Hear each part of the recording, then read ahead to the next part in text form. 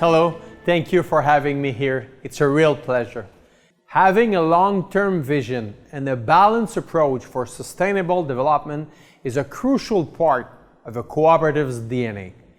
As the largest financial cooperative in Canada and the 6th in the world, we are always working to enrich the lives of people and their communities. As a cooperative, we firmly believe that economic development must also generate shared prosperity. They should go hand in hand. That includes preservation of our environment and people's health.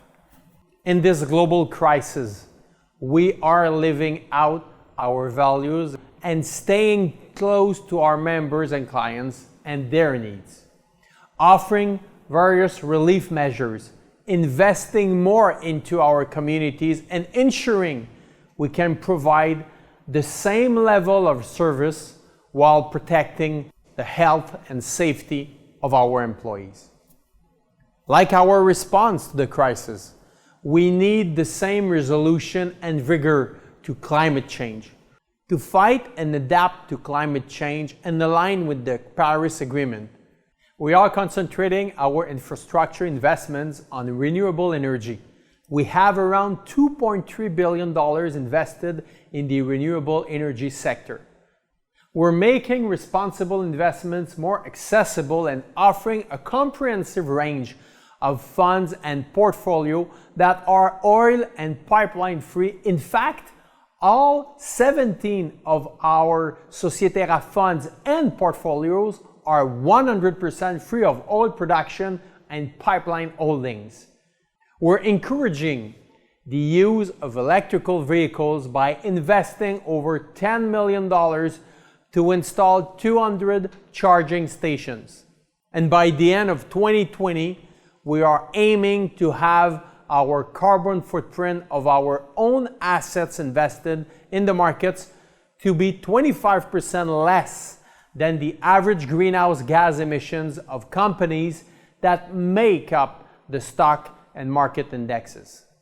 And we are integrating ESG criteria into our business decisions.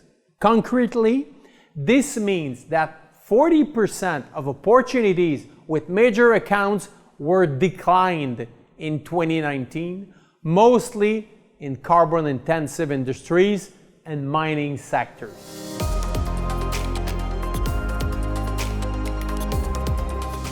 Since signing the Principles for Responsible Banking, we've been working on developing a structured approach. We are prioritizing ESG factors and climate change mitigation in our operations by conducting internal audits of our approach to sustainable development and ensure our practices align with our commitment. Setting up an ESG steering committee to ensure the cross-sector application of our commitments, such as deciding to phase out thermal coal and tobacco. Prioritizing the fight against climate change in our strategic planning and performing climate risk assessments on all our activities.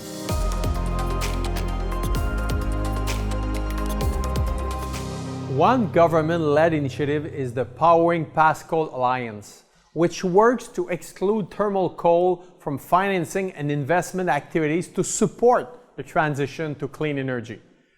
At Desjardins, we were the first North American financial institution to adhere to this alliance. We contributed and supported the recommendations of an expert panel on sustainable finance mandated by the federal government, which aimed to identify the key drivers that would support Canada's transition to a low-carbon economy. There is also increased pressure from the federal government to disclose relevant climate risk information, following the Task Force on Climate-Related Financial Disclosure recommendations and their reporting process. In fact, in order to access emergency funds during the recent COVID crisis, large companies had to commit to TCFD reporting. Those are examples that I can think of right now. And thank you for chatting with me, and thanks again to all of you watching. Have a great webinar. you.